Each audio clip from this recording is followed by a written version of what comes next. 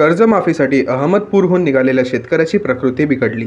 Doctor Jitendra Awhad यांनी साधला video कॉलवर संवाद.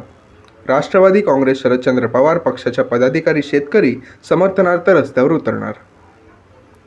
शेतमालाला हमीभाव मिळावा तसेच कर्जमाफी करावी या मागणीसाठी अहमदपूर येथील एक शेतकरी सहदेव होनाळे हे खांद्यावर नांगर घेऊन पायी चालत मंत्रालयाच्या दिशेने निघाले आहेत.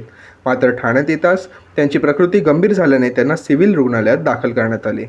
या शेतकऱ्याशी डॉक्टर जितेंद्र आव्हाड यांनी व्हिडिओ कॉलद्वारे संवाद साधला. या प्रसंगी शहराध्यक्ष सुहास देसाई, शहर कार्याध्यक्ष प्रकाश पाटील आदी उपस्थित होते. महायुतीने शेतकऱ्यांचा सातबारा कोरा करण्याचे आश्वासन दिले होते, मात्र हे आश्वासन न पाळल्याने शेतकरी आत्महत्या करीत आहेत. या आत्महत्या रोखाव्या या मागणीसाठी सहदेव होनाळे हे खांद्यावर नांगर घेऊन मंत्रालयाच्या दिशेने पायी चालत निघाले आहेत. ठाणे शहरात त्यांची प्रकृती चिंताजनक झाली. ही माहिती मिळताच डॉक्टर जितेंद्र आव्हाड यांनी जिल्हाध्यक्ष सुहास देसाई आणि कार्याध्यक्ष प्रकाश पाटील यांना शेतकऱ्याची भेट घेण्याची सूचना केली.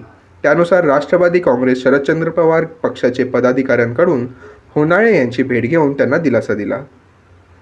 याप्रसंगी डॉक्टर जितेंद्र आव्हाड यांनी प्रकाश पाटील यांच्या फोनवर व्हिडिओ कॉल करून शेतकरी होनाळे यांची कैफियत जाणून घेतली. तसेच हा विषय विधिमंडळात मांडण्याचे आश्वासन दिले. दरम्यान पत्रकारांशी बोलताना सुहास देसाई यांनी हे सरकार निगरगट्ट असून आपला बळीराजा रुग्णालयात तडफडत असतानाही एकही माणूस त्याची भेट घेण्यास येत नाही. सर्वच शेतकऱ्यांना कर्जमाफी मिळावी यासाठी हा बळीराजा चालत निघाला आहे, पण या सरकारला त्याचे सोयर सुतक नाही. उद्या होनाळे मंत्रालयाच्या दिशेने निघणार आहेत. आमचा त्यांच्या आंदोलनाला पाठिंबा आहे. या सरकारला आता बळीराजा त्यांची जागा दाखवेल असे सांगितले.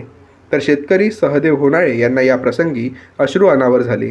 आपली कुणीच दखल घेतली नाही.